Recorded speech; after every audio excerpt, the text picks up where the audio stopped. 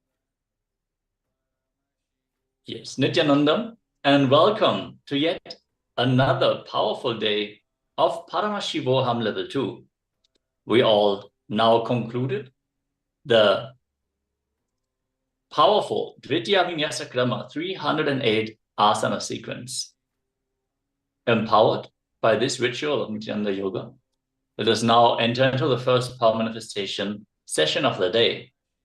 Today is going to be a full day of communication, where we are going to learn how to speak into the listening of others through various different processes, where we are going to learn how to drop all the incompletions surrounding the speaking into others' listening.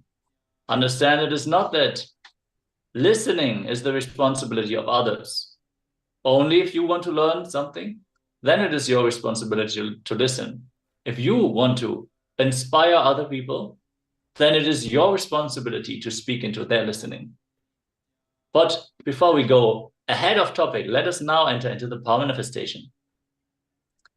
As always, we are going to manifest the power of blindfold reading first.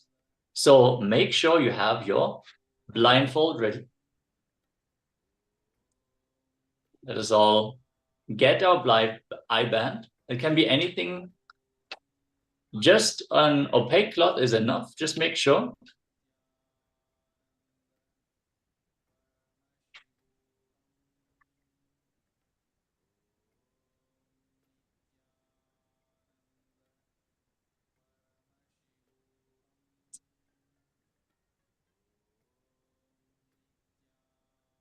Yes, sorry for the technical glitch. I hope all the YouTube viewers are able to hear me now. I welcome you all to this powerful day of Paramashivoham Level 2. Let us move straight into the power manifestation, where we are going to manifest the power of third eye, blindfold reading. So prepare your blindfolds and please settle down as we are going to first enter into the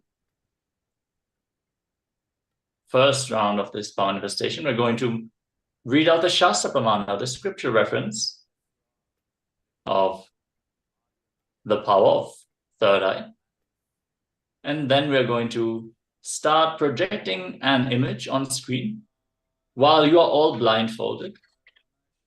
You're going to be connecting to Swamiji and seeing the image which is projected on screen. Then we are going to let you know when to remove the blindfold and share whatever was revealed in your inner space. Okay, let us now enter into the Shastra Pramana, the scriptural reference. See, it is important that you give the right reference when you are revealing a science. It is not that Swamiji has come up with this science. This has been practiced for thousands of years as part of the Vedic civilization, the Hindu ancestry, the great Sanatana Hindu Dharma. So let us give the credit where credit is due, and let us preserve this sacred science, which is directly awakening, directly enlightening.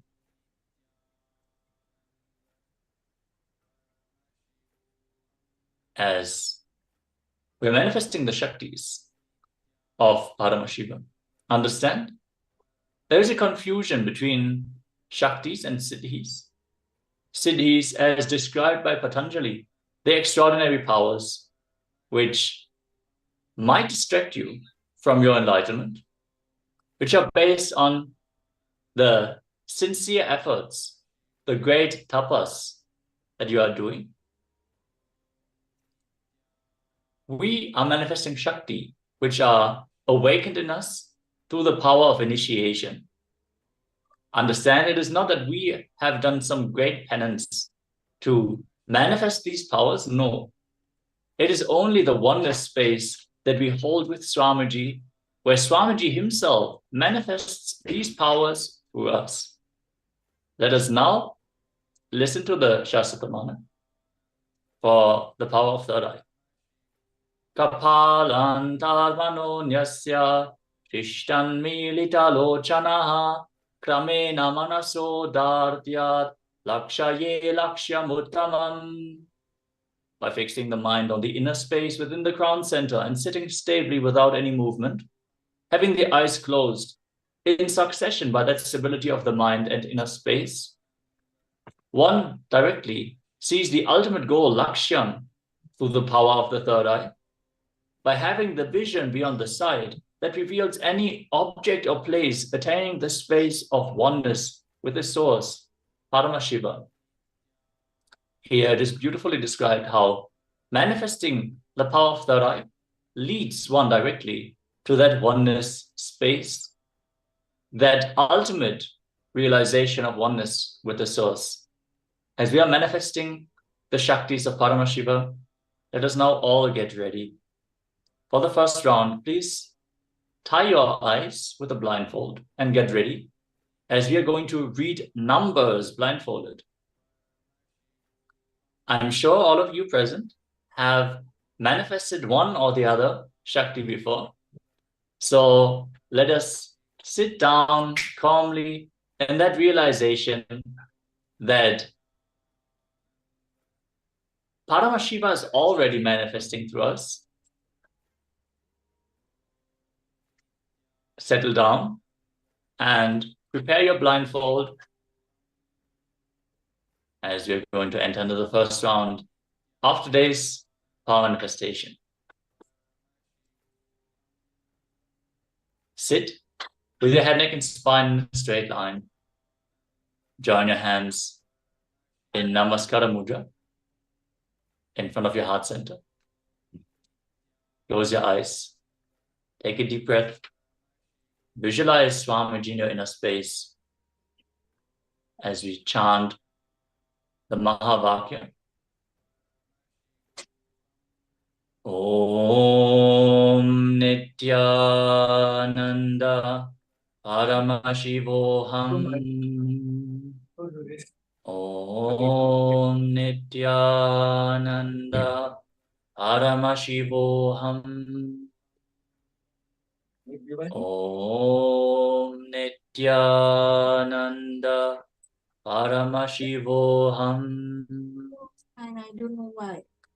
Keep chanting the Mahavakya intensely as you are in that sweet feeling connection with Swamiji.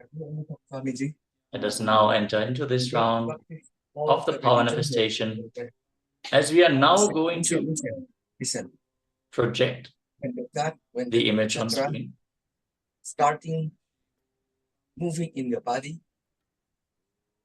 Most of the people, not everybody, 95% cry, because they feel the power. They ask for forgive, because we have done so many problems before, life karma. So it means you already got the power now. Start now. Don't stop. How many days now? Then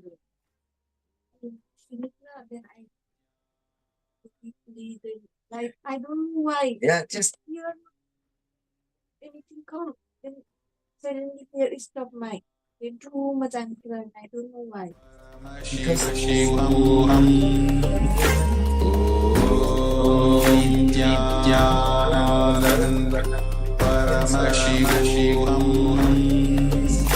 seven Paramashivoham. Om Nithyananda Paramashivoham. Om Nithyananda Paramashivoham. Om Nithyananda Paramashivoham. Nithyananda Paramashivoham. Om Nithyananda Paramashivoham. Om Nithyananda Paramashivoham. Om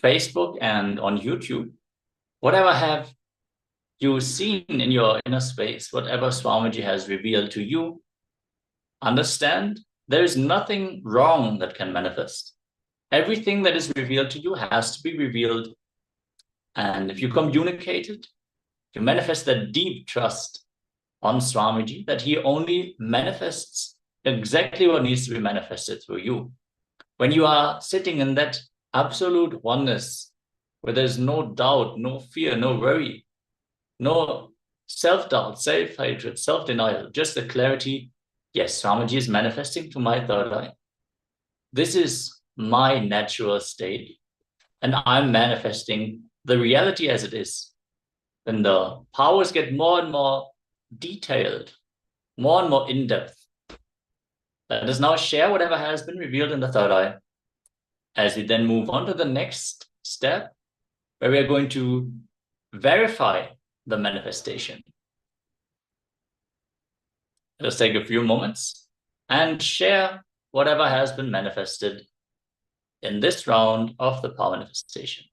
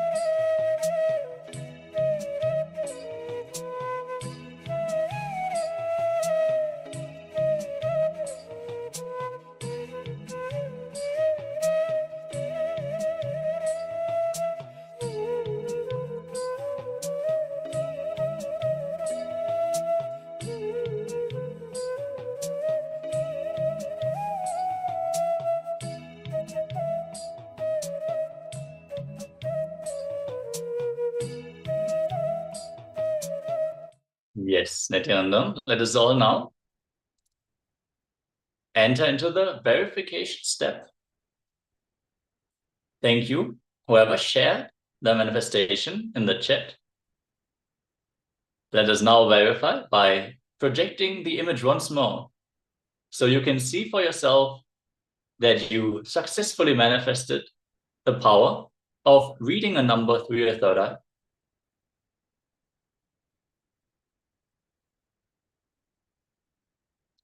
As you can see, the number that we had projected is the number 31 in a shiny golden manner, glossy in front of a maroon background. If you have seen anything which is related to this, applaud yourself for manifesting the power. Let us all get ready for another day of powerful revelations. Make sure you have enough water to drink with you. You have your paper and pen ready, so you can participate in the exercises as we are now entering into this powerful day of N communications.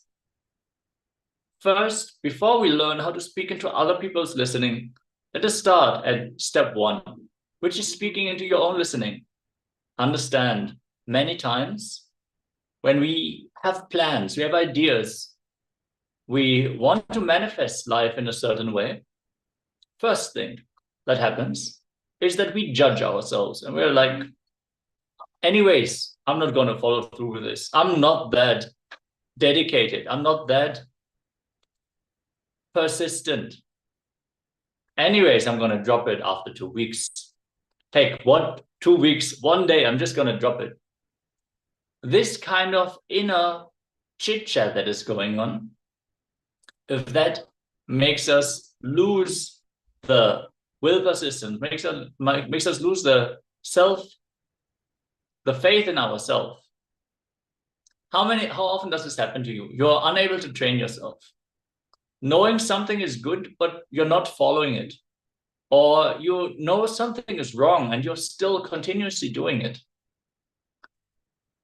When you want to speak into your own listening, when you are not able to speak into your listening, you have no respect for your thinking. How much you respect your thinking, that much you will be successful in life. For example, Swamiji, this is the right path, but I'm not able to do. Why? When? What to do?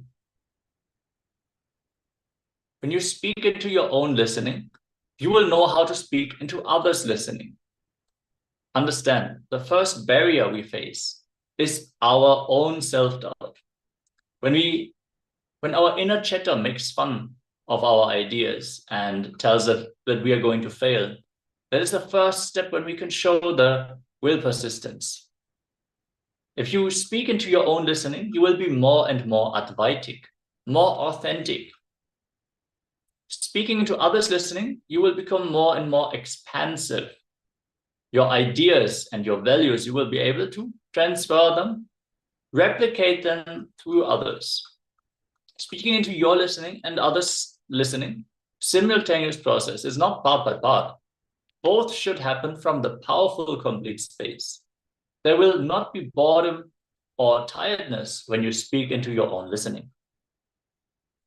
I want to, but I don't know how to. There is a past pain which gets triggered when I want to learn something. When I want to learn something new, which is created in a young age. When you want to learn something new with the idea, it is very difficult. Complete with a pain pattern. And suddenly there will be nothing like I want to do, but I don't know how to. Understand, whenever we feel that we don't know how to do, we don't even dive into the topic. We already have this pain pattern that is too difficult for us. So we don't involve with it. So the topic doesn't open up to us. The moment we approach every topic from a beginner's mindset with the clarity that if I put the right effort, if I do the right research, and I stick to it, I will just manifest it. If we are that clear, anything can open up to us. But it is past pains getting triggered, which is the only obstacle for you not speaking into your own listening. Let us now listen to what the Supreme Pontiff of Hinduism has to share about pain patterns and speaking into our own listening. Let us receive the revelation straight from the source Paramashivoham himself, as Swamiji reveals these information, these great teachings in one of his subjects. So first thing you need to understand, do not expect the other person will completely realize the reality of what you are teaching. Even if you help the person to get out of a headache or a knee pain, it is causing enlightenment. Understand? If you remove, by giving one meal, if you remove hunger from him for next few hours, that is causing enlightenment. If you just give him few clothes and help him to protect himself from the weather, that is causing enlightenment. giving him medical care and helping him to come out of some physical suffering, it is causing enlightenment. Giving him the knowledge of completion and helping him to come out of psychological sufferings, mental pains, it is causing enlightenment. Helping him to evolve consciously and get enlightened, it is causing enlightenment. As multiple dimensions, please listen. Align your whole thinking, whole life for others. The secret of success is your sincerity to be a cause for others' reality. Whatever field you may be, whether you are a doctor or an engineer or a spiritual leader, lawyer, political leader, social leader, a student, a teacher, whatever may be your life, your profession, your sincerity to cause others' reality makes you successful. Your sincerity to cause what people want in their life, that is that secret, that is the formula, that is the methodology for success. Be a catalyst for everyone to realize their reality. A lawyer should be a catalyst for everyone to get justice. A doctor should be a catalyst for everyone to have health. A politician should be a catalyst for everyone to have whatever possible growth, auspiciousness, good things in their life. A teacher should be a catalyst for everyone to have knowledge. A spiritual leader should be a catalyst for everyone to have enlightenment. Decide your life will be a catalyst for others' reality. I tell you, when you start causing others' reality, suddenly from thousands of directions, 10,000 hands will come and cause your life into reality. That will be cast as reality. I tell you, so much of auspiciousness will be showered on you. So much of wonderful things will be expressed through you. Whenever I say cosmos showers, I can't contain my smile. It's like these school boys, when they fall in this puppy love, whenever their girlfriend's name is uttered, they can't contain the smile in the heart. I tell you, my puppy love was this concept, because this was told to me by Raghupati Yogi. He actually demonstrated. Still I remember, there was a Nagalinga flower tree in Arunachala temple.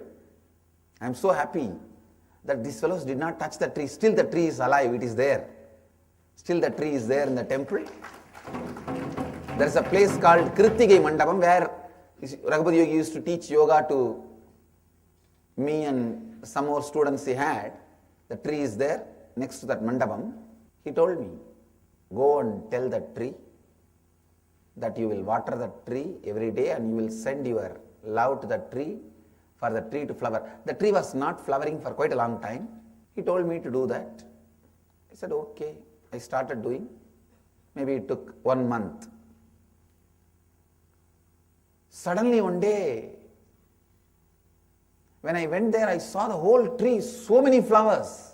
And please understand, when I touched the tree and did that same practice I used to do, I'll feel that I'm giving my love and my feeling, my support that the tree should flower and it should be happy.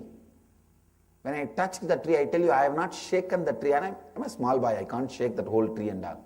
When I touched the tree, At least 100 flowers showered. Literally showered on me. This word, the cosmos showers, was given to me by Raghupati Yogi experientially.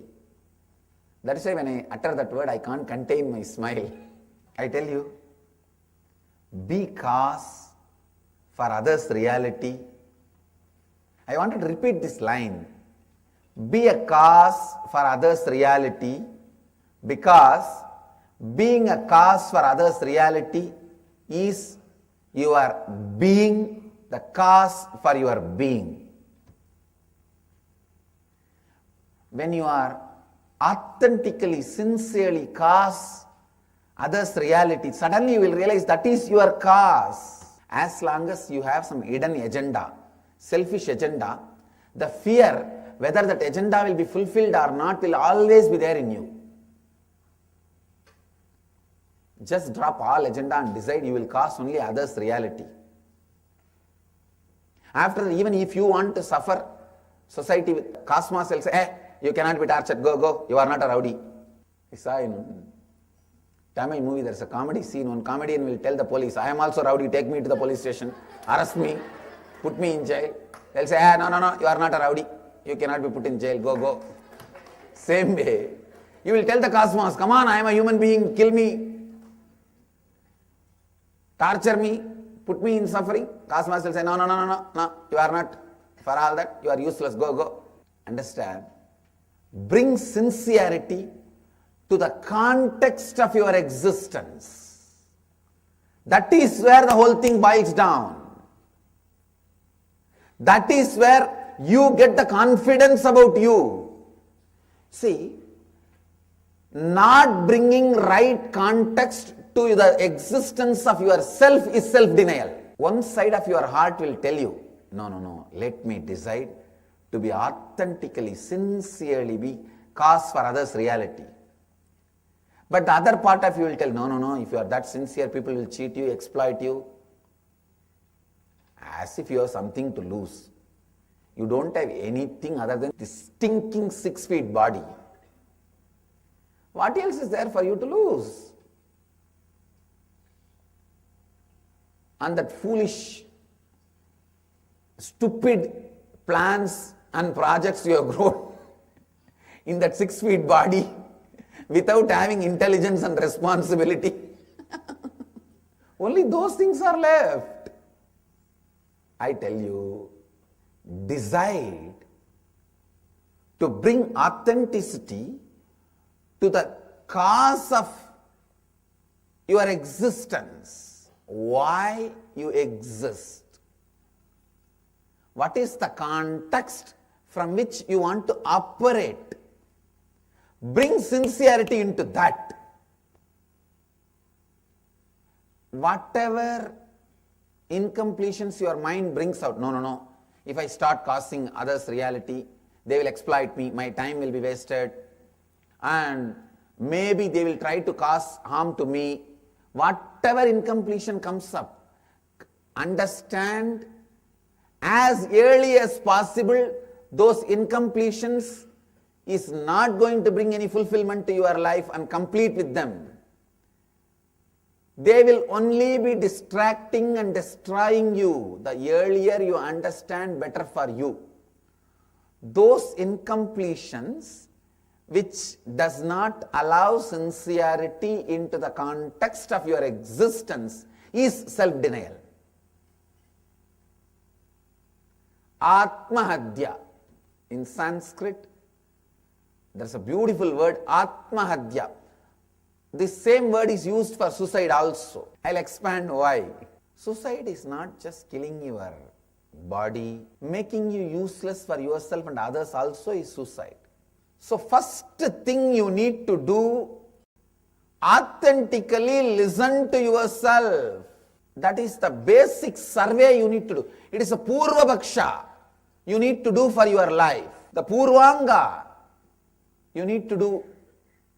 Ask your life, what have you done with it from the moment you are born, or you know you exist?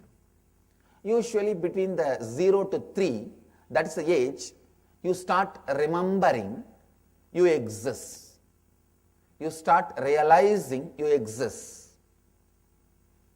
Between 3 to 7, you start realizing you exist as a body or mind. Then from 7 to 14, the patterns develop. Your attitude, identity, qualification, personality, qualities. The vyaktitva starts developing.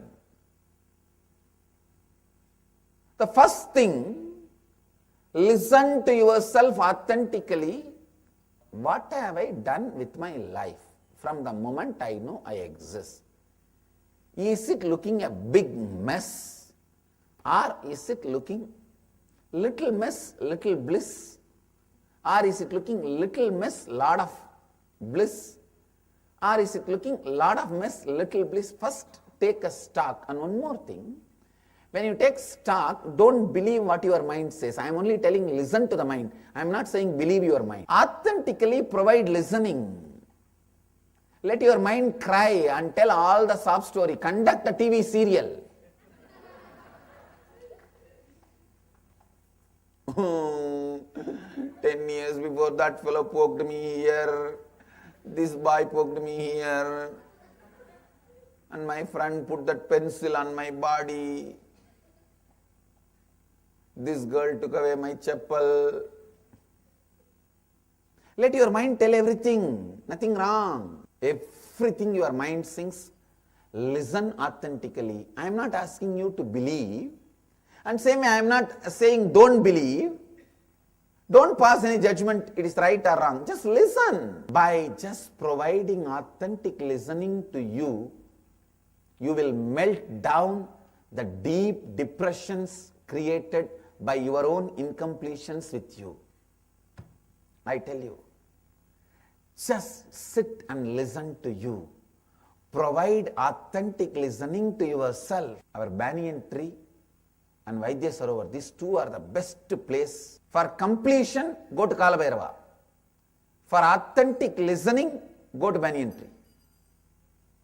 Sit with Kalpa Vriksha, listen to yourself authentically. Provide authentic listening to yourself in the breathing space of Kalpa Vriksha.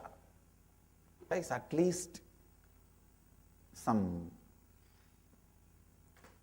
That is why around the 1,000 feet around the Kalpa Vriksha, nobody else can live, only we can live. See, how many people have tried to make what all? No one can do anything, because that is the breathing space of Kalpa Vriksha. It is equivalent to temple. You can't build any other house, home. You can only build temple there. You can only do spiritual activities there. It's a presence of Mahadeva. Sit and provide authentic listening to yourself. Usually when you try to listen to yourself, the first thing your mind will do is throw tantrum. It will cry. Then it will make you feel bored. Then it will tell you you are tired. Listen to all the three. Only after that you will understand what is the incompletions you are carrying. Till then, you don't even know what is the incompletions you are carrying. Understand? Don't miss life without even knowing the incompletions you are carrying. It is like some fellow comes from all the way to US in business class ticket. From airport he takes a cab, comes to the ashram, goes round and just steals one old chapel, escapes, goes back to his house. When he is trying to wear, he understands he brought two different size chapels, two different persons. It is not fitting. That is exactly you are doing in the planet Earth. With so much of difficulty, you took this body, came down just to steal chapel which will not be fitting for your leg. After go back, when you check, you will understand, oh God, I just went to steal a chapel and that also not fitting to my leg, and both the leg chappals are two different size, two different shape. When you leave the body, you will understand you have only stolen chappal. Don't miss life like this. First catch what is your incompletion by providing authentic listening to yourself. See, when you provide authentic listening to you, you will also realize so many wonderful good things you have. You will also learn how to cause enlightenment to others. Yesterday I was talking to my Tamil publication department. I was training them and giving them my feedback about one of the book translated. I told them, first give this book to 10 fellows who are very a common Tamilian, who is not an intellectual, who doesn't know the language much, who just reads newspaper and listens to the television news, sees some movies. Give this book, like this, choose 10 fellow and give them each one copy. Make them read and underline. Let them underline all the words they don't understand. Then correct those words and bring it to me, only then we will publish it. There was a book getting translated in Tamil, one of my book. I also told them, not thinking for the person to whom you are serving is ego, arrogance. It's like a story I always repeat. In the school, one day the NCC teacher told all the students, NCC boys, every day you have to do one good act and come back and report to me. What does it mean by good act? Giving water to somebody, or helping some old person to cross the road, or giving a meal to somebody. These are all good acts. Next day, NCC class, 6 boys stood up and said, "Sir, today all of us did a good act." The teacher asked, "Tell me, each one of you guys, what you did." All of them shouted in chorus, "All of us, all 6 of us helped the old lady to cross the road." Teacher was shocked. He said, 6 people to help one old lady to cross the road? They said, "Yes, sir," because she was adamant she doesn't want to cross the road. We have to forcibly lift her and cross the road. See, not thinking about the person to whom you are serving is ego, is arrogance. To whom you are serving, you don't think about his need. Whether you translate and publish a book or give a speech, talk into the listening of the listener.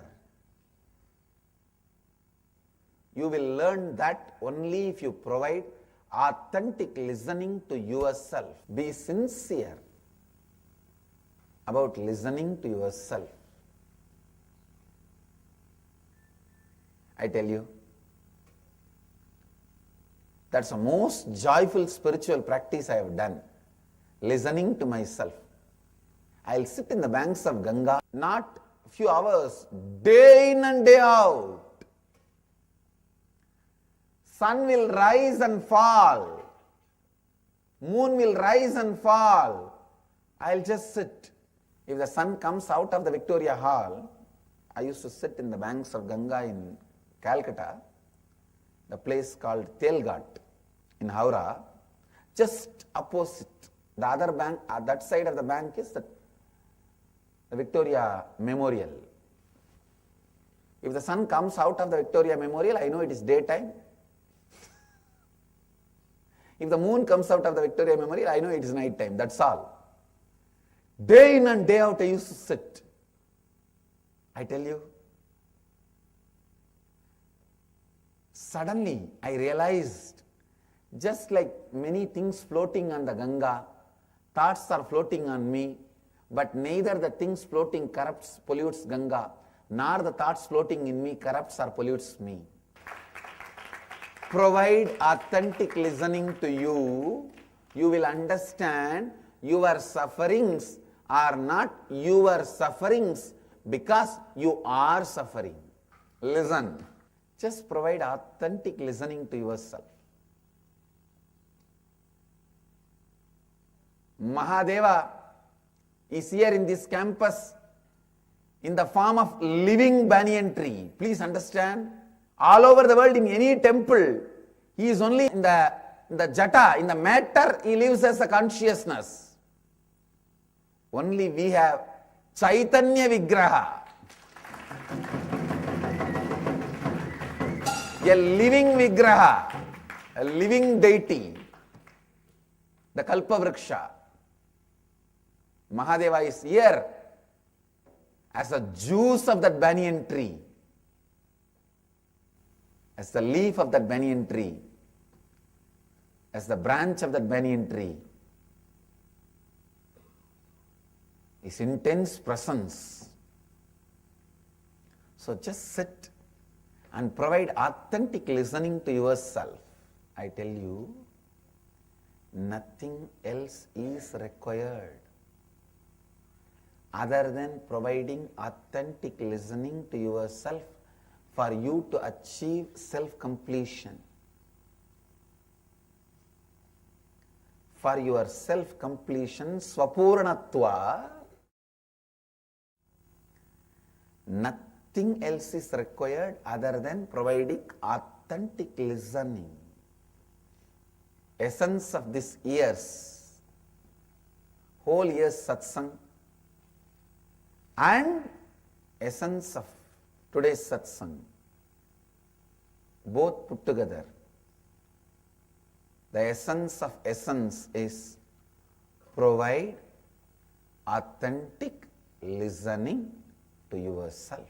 Let you all achieve, experience, live, express, radiate, share, and explode in eternal bliss. Nithyananda. Nithyananda Dhyanapitham, Nithyananda Nagar, off Mysore Road, Bidadi, Bengaluru. Phone 08027Yes. After these powerful revelations, let us now enter into the intra exercise of this session. Understand, if you're new to intra-analyzation, whenever we receive new information, it first enters through our listening.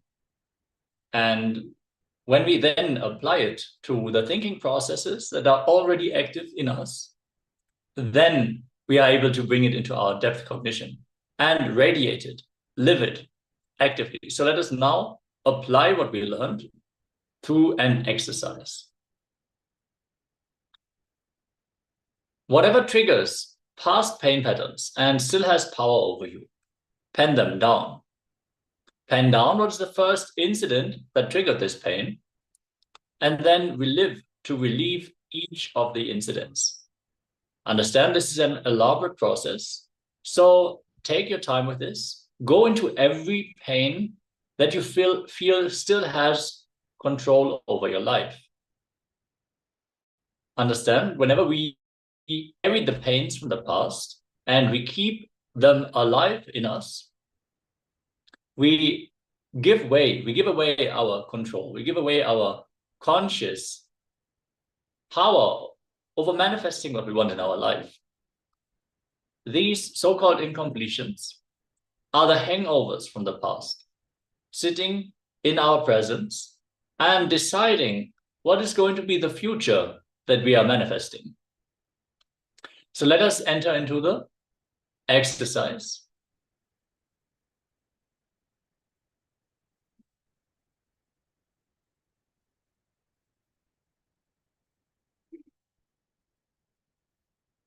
Yes, make sure you have your pen and paper ready.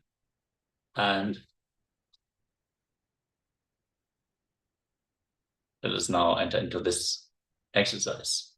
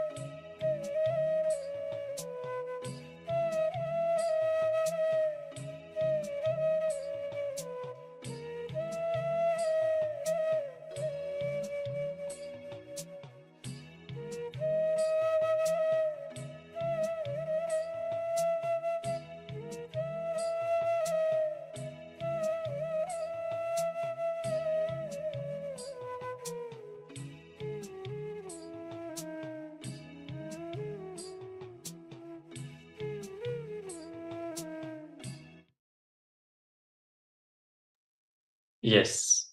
I hope you all got to conclude this exercise. Otherwise, it is advised to do completion in the evening, just before the sleeping time.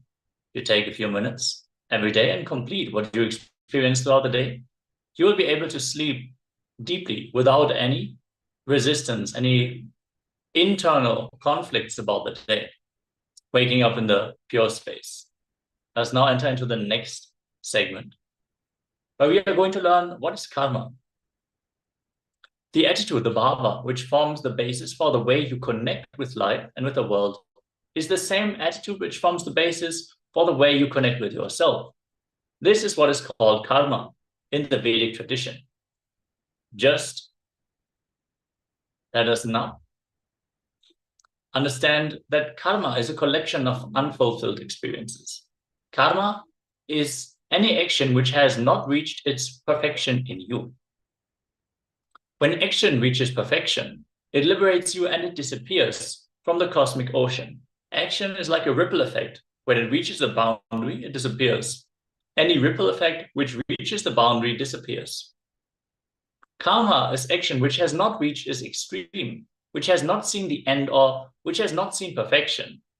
The moment karma sees perfection or action, reaches its perfection, sees the end or experiences the extreme, it suddenly disappears. For example, if you throw a stone in a pond, a ripple effect is created. The moment it reaches the end, the moment it reaches the bank, or the moment it reaches perfection, the ripple effect disappears. Now the pond swallows the stone, and the ripple effect created by the stone. In the same way, when an engram is thrown on you, what is created is karma.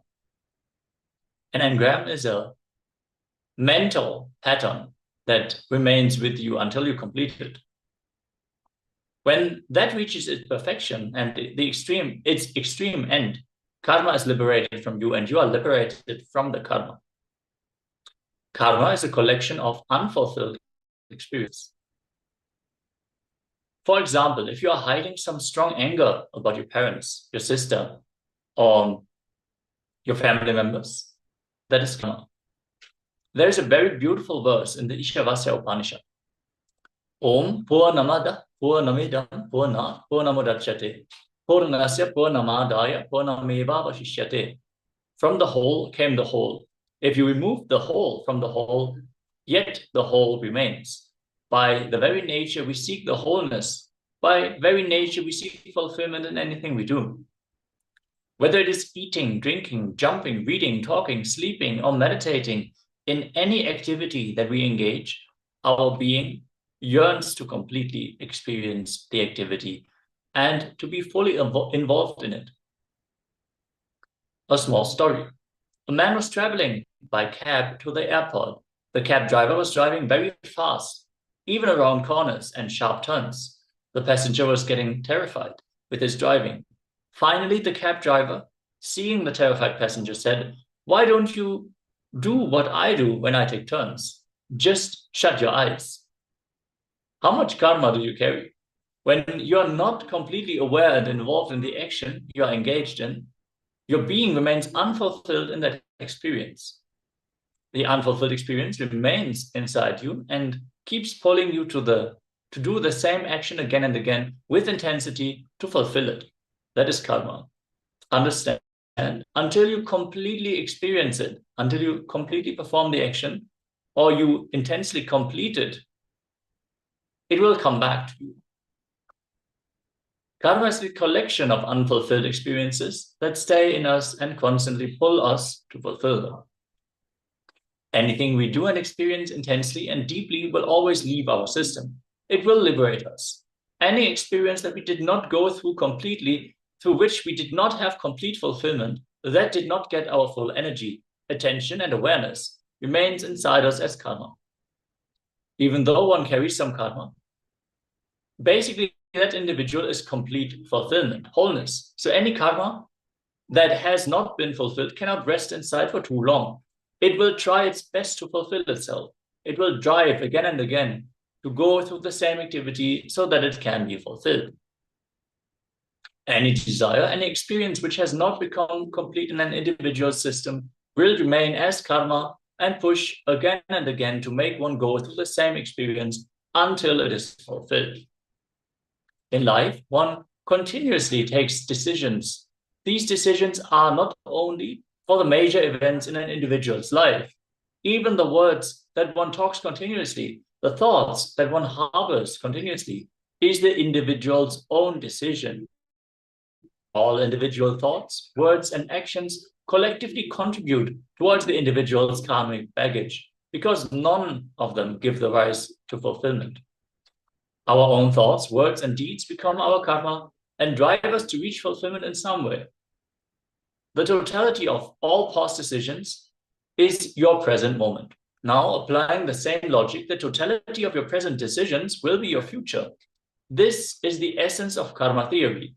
The totality of all your past is the present, and the totality of all your presents is your future. The totality of all your past is the present. The totality of your present will be your future. The problem is that we make most our decisions unconsciously. Flood more awareness, more intelligence into your thinking system. Flood more awareness, more consciousness into your decision-making system. If we are all cleansed of all karma, does this mean that when we do something that causes karma, do the consequences come much sooner, if not instantly? In any given moment, the future is predestined, but conditionally. It will be a certain future according to all the totality of events till that time. This is the predestined future, but it is conditional. There is an important factor that can add will change it. It is your consciousness, your will. So let us exhaust our karmas. Let us understand about karma and how it is connected to the thoughts per seconds that we are experiencing. We just learned that karma is the collection of the engrams, the unfulfilled experiences that we have not gone through intensely. If you don't know your past completely, you will repeat the same things in the future. If your thoughts per second, TPS, can come down and you know your past as it happened, you won't repeat the same thing in the future. You will then become a karma mukta, one who is liberated from karma. As of now, you are a karma bandha, bonded to karma, because you have not yet lived your past completely. Anything you do completely, it drops you. For example, your childhood always seems golden. It is the golden past. You may feel your life in college was great, but when you were actually in college, what did you really? Did you really feel it that way? Why? Because your suffering has become much more now, and in comparison, the past seems very nice. Now, if you attribute joy to your past, and if given a chance you want to repeat it, when you lived through it, did you actually experience it? No. If you can relax in the present moment at 0 thoughts per second for at least 11 kshanas, kshanas being the time period between two thoughts, the gap between two thoughts, which is the goal of meditation, to expand the duration between the thoughts and enter into the thoughtless space, nirvikalpa samadhi. If you can hold the present moment for 11 kshanas, 11 such time instances, you will penetrate the time shaft itself. All meditation techniques are ways to bring down your thoughts per second so that you can penetrate the time shaft. A time shaft is the experience we create based on our mood. Understand, when you are in a happy, joyful mood, all the past will seem so happy, so blissful, because right now you're experiencing life that way. The dull, the depressed, the frustrated, angry memories, they will not be at the top of our head. We will remember the sweet times and we will connect to our past in that way. We are manipulating the way we look at our past. Same way, if we feel depressed and demotivated, when we think about our past, all these moments that add on to the feeling that we already have will show up. When we experience back pain and we talk about it, we will say, oh, for the last 30 years, I had back pain. But we forget all the moments in between within this time where we did not have back pain. It is not that continuously the back pain was there. It was there, maybe it was there many times, but there have been gaps where we did not have the back pain. So this is called a time shaft. When we selectively look at the past through a specific lens, which is the ups and downs that we experience, which is binding us to our karma, which is making us repeat the same things again and again and experiencing time as we know it. Now, a kshana is a measurement of time, not a second or a minute, as many people believe. The gap between two thoughts is one kshana. We are used to thinking of time in an absolute sense, but a kshana is absolutely relative. The thoughts of every person and the rate at which they come in a person are dependent on that person. A kshana varies from person to person. It is your subjective measurement of time, how you experience time. If it's restless and gets too many thoughts in a span of 1 second, his kshana is shorter because the gap between two thoughts is less. Let us now learn about right remembrance. If a person is calm and collected, like a mediator is, he gets fewer thoughts in a given span of time. His kshana is longer because the gap between two thoughts is more. Karma is the totality of conscious choices. Your life is nothing but the totality of the conscious choices that you can make, whether you want to or not. Directly or indirectly, you are choosing everything. Someone else is not choosing. It is you who is making the decisions internally. What you think about, which thoughts you cultivate. So, for example, you see something which is irritating you. You have the choice. Are you going to cultivate the anger inside you, the frustration inside you, or are you going to unclutch? Are you going to say, okay, I'm not happy with this, but I'm not going to let this disturb my mood. I'm going to stay in my blissful space. Or you're just immediately going to address the issue clearly, correctly, instead of cultivating the bubbling anger within you. If you decide to cultivate it inside, it's going to come back again and again, and you are going to make life hell for yourself. A small story. An employee approaches his boss. Sir, my wife said I should ask you for a raise. The boss replied, oh, I will ask my wife tonight whether or not I should give you a raise. You may think somebody else decides, but it is only you who is deciding. A small example can make you understand the basic truth. If somebody criticizes you, you choose to get offended. If somebody praises you, you choose to get flattered. Because of your habit, you may choose it unconsciously. It is not someone else who chooses, it is you who chooses. Because it has become your habit to think that somebody else influences your decisions, you have forgotten that you are the one who is choosing. Every time someone criticizes you, you choose to get upset. Every time someone praises you, you choose to get flattered. It is not somebody else's choice but your own. You can decide either way. When someone criticizes you, you can choose not to get offended, and you can choose to remain calm and relaxed. It is just your choice to feel offended or not.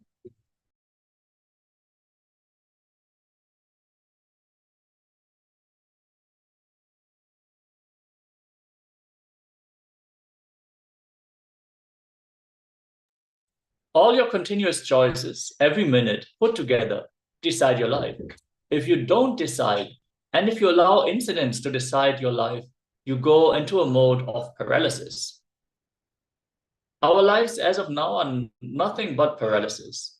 It is only when you decide to live your life without any outside events, situations, or decisions being forced on you, you actually decide to live. As long as you don't understand life is your choice, your living is just paralysis. You make thousands of decisions in a day, whether it is thinking, talking, or cooking. We do for the sake of doing. When you eat, are you completely involved in the eating? While eating, you plan for the next vacation or think about how to get a raise at work. The food is going inside the body, but you're not tasting it and enjoying it fully. If you eat with awareness, automatically you will know the right type and amount of food you ought to consume. Whether you believe it or not, indirectly or directly, you are choosing everything in your life.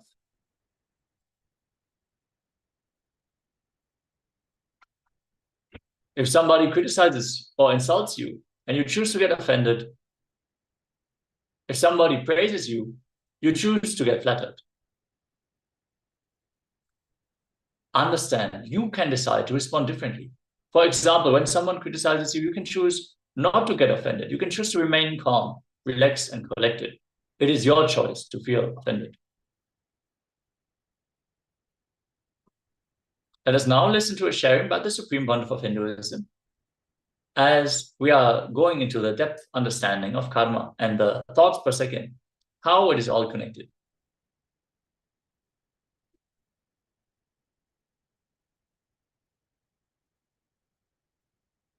Context gives you the possibility, for solution. It is like a whirlpool, caught in a whirlpool. Again and again and again, you find the solution. In a week, you fall into the same incompletion. In a week, again you find the solution. In a week, again you fall into the same incompletion. It's almost like a moon becoming new moon and full moon. Amavasya and Purnima. Karma means believing life is impossible. Whatever you believe as impossible, you have karma in that space. If you think health is impossible, if you believe strongly health is impossible, your karma is on the health. You have a Rahu on your health. Rahu is impossibility. The blind impossibility is Rahu and the blind possibility is Ketu in Indian astrology. Both have no logic, no rational substantiation. That is why both of them are described as shadow, not as reality. Believing strongly impossible without logical reason is Rahu. Believing strongly possible without logical substantiation, logically substantiating it, is Ketu. Seeing the reality as it is Guru. Please understand, I am neither going to teach you illogical impossibility or irrational possibility. Irrational possibility is not the solution for illogical impossibility. Sometimes we start thinking irrational possibility is the solution for illogical impossibility. Means positive thinking is the solution for negative thinking. Please understand, I am sharing the simple truth straight away. Irrational positivity is not antidote for illogical impossibility. There is no positive thinking. Positive thinking is not solution for negative thinking. Listen. The solution is first finding out how did you develop this negative thinking? How did this pattern happen in you? How did this settle down in your system as your basic cognition? How the karma is built in you? Again, I wanted to remind you, hundreds and thousands of definitions for karma is given. I am defining it in the most user-friendly way. In any field you believe impossibility, that is karma. If you believe you can never have completion with your spouse, you have karma in that space. If you believe you can never achieve the wealth you wanted, you have karma in that space. Karma is a strong negative belief about your existence and life. One good news is you can change the karma, and the best news is you can do it now. Please understand. One good news is you can change the karma. The best news is you can do it now. You may ask, how can I change? Because anything you created, you have the power to change. Impossibility is created by you. So, it can be changed by you. Maybe because you tried with the wrong methods, wrong techniques, wrong ideas and failed, that does not mean it is impossible. As I said, biggest obstacle in life is the delusion of you tried, you thinking, you coming to the conclusion that you tried all these new ideas, new possible thought trend, new technology, and it does not work for you, you coming to this conclusion without really sincerely trying it. I can give you hundreds of examples. You try half-heartedly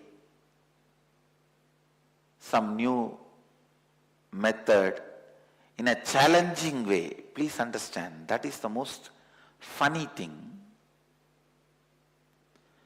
You try in a very challenging way just to disprove the methodology is not going to work for me.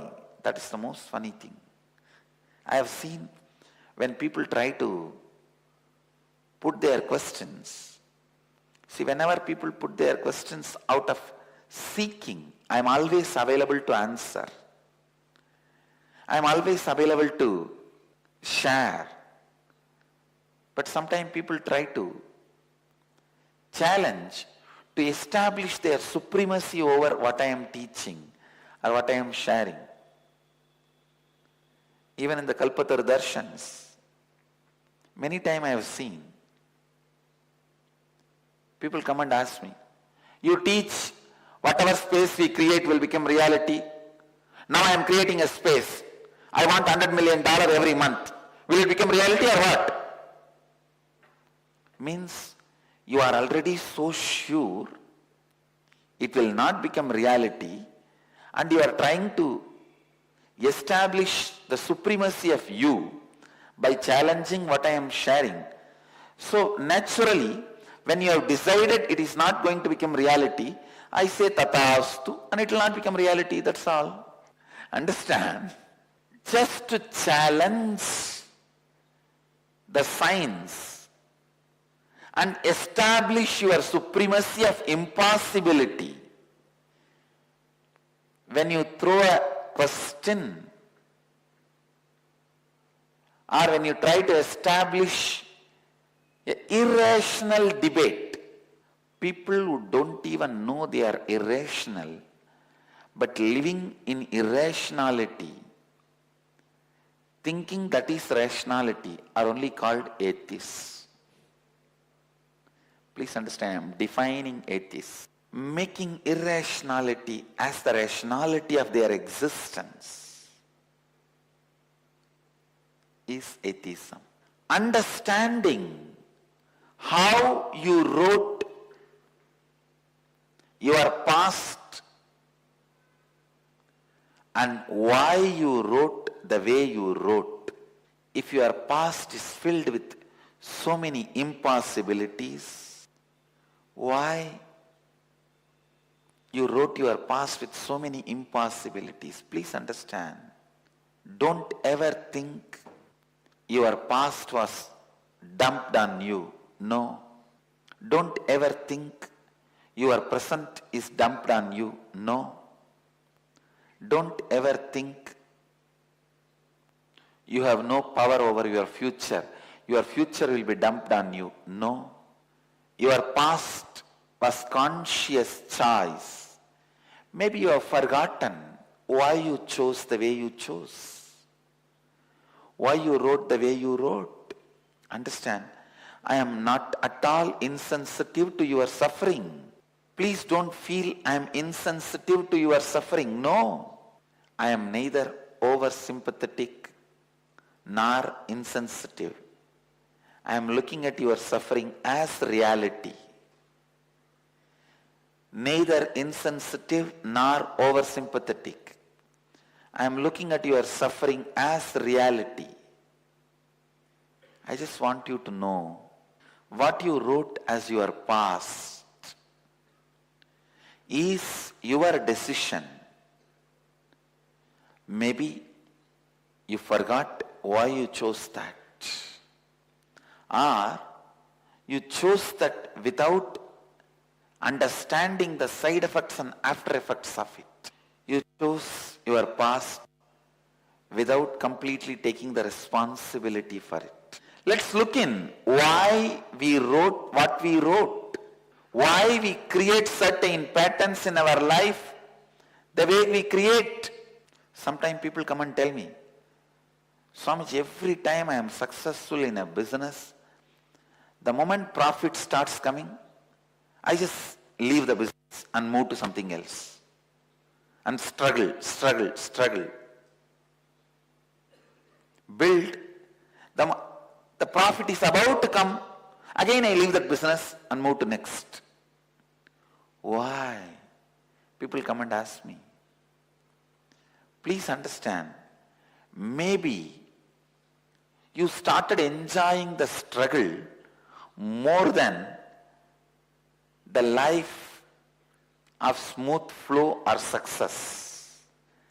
Please understand, sometime you will be surprised to know your taste. You will be surprised if you look in and try to identify the wild, irrational taste you carry about life. It is so chaotic, confused. Superficially you go on making others believe that you want peaceful life with restful awareness. But deep down you go on functioning, working for chaos.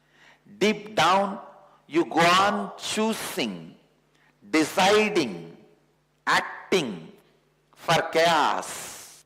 Superficially, not only you make others believe, even you start convincing you want a life with restful awareness. You want a life with joy. You want a life with peace. But all your actions, you enjoy the chaos. Please understand, many times in chaos you feel you are needed in the life. With chaos you feel you have a job. If everything is going smooth, you feel you are not needed or life is not exciting and you just disturb your relationship. If that is settled, you disturb your daily routine and your health.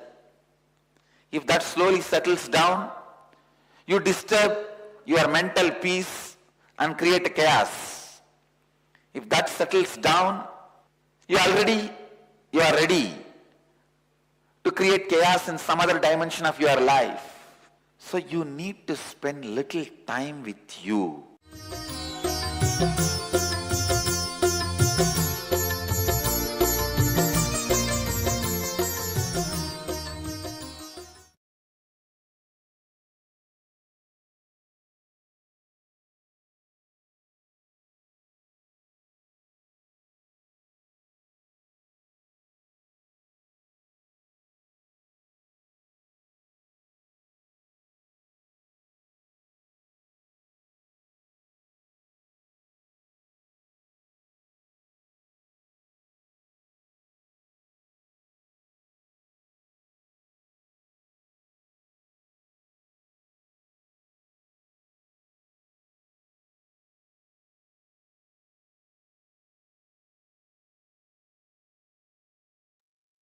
Yes, after these powerful revelations about karma, let us now enter into the internalization exercise. Let us dive into the depth and apply them to our own lives so we can radiate these truths, really live them. Understand, in Vedanta, the first step is always Shravana, listening authentically, without any judgment, without any conclusions, just absorbing the information. Then the next step is Manana, where we apply them to what is already existing in our inner space. This can mean discarding what is not useful immediately and applying whatever is needed, whatever we now learned. And then the final step is Nididhyasana, where we radiate, where we live exactly the truths, the ultimate truths that we receive. Now, the essence of this session. Karma is the collection of unfulfilled experiences that stay in us and constantly pull us to fulfill them. Now, let us note down as many as possible of such unfulfilled experiences that we have and complete with them by reliving them intensely. Understand, many times in the past, we would have been left unfulfilled. Something would have happened where we desired a different outcome, and we would not have feel that the experience has been fulfilled completely. These left open experiences, they haunt us and they make us crave for certain things to compensate for that experience. Let us now really dive in, look in. Where do we still carry these kinds of incompletions? And relive the incident completely and drop them. This way, you will see you will have so much freedom, so much space in your day-to-day life, where you can just decide what you want to do freely without being tied by some desire which is based on some unfulfilled experience from the past. Let us now sincerely pen down exactly those experiences that we left unfulfilled and decide to complete them now. Let us take a few minutes for this exercise. If you have any questions about how to perform this exercise or any other doubts, please voice them in the chat, either on YouTube, Facebook, or here in the Zoom chat. We also want to invite all the viewers on YouTube and Facebook to join us in the Zoom chat for the Nayana Diksha, where Swamiji, doing his darshan, sheds his divine gaze on all of us, blessing us directly through the divine vision. When we see Paramashiva, it is the best thing that we can do for ourselves. And when Paramashiva, in his avataric form, as the Supreme Pontiff of Hinduism, Bhagavan Sri Nithyananda Paramashivam, sees us, it is the best thing that the cosmos can do to us. So I request all of you to join through your e-citizen number, through the e-citizen portal, and you can join us in the Zoom room. Yes, let us now enter into this process.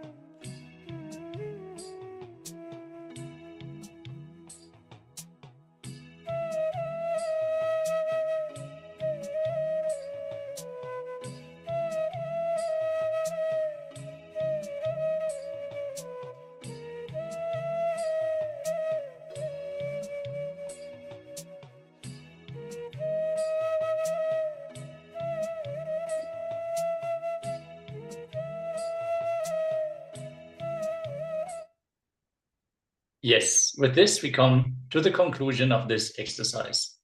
If you feel there is still more you would like to complete, feel free to do so after the sessions today. In the evening, before you go to sleep, is the best time to do completion. Swamiji suggests everyone to do the completion before going to sleep. So let us now move on to the next segment, which is going to be the power manifestation session. Today, we are going to manifest one of the Ashaktis, as we are going to reduce the weight of an object, which is the power of Lahima. We request all the participants to please have a small object available. That could be a coin, it could be a bottle cap.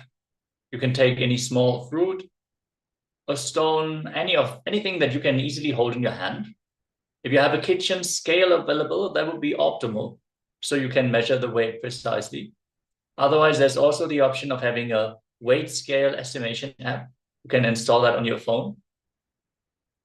Before we enter into this round of the power manifestation, let us listen to the Shastra Pramana, the scripture reference of the Ashtamahashaktis. Maranam kadyate tena sakena pina kadyate tasya syat paramasiddhir animadi gunaprada vayuk sancharate dehe rasa vridhir bhavedruvam akasha pankajagala tiyo samapi vardate. Death is eaten by him. He is eaten by none.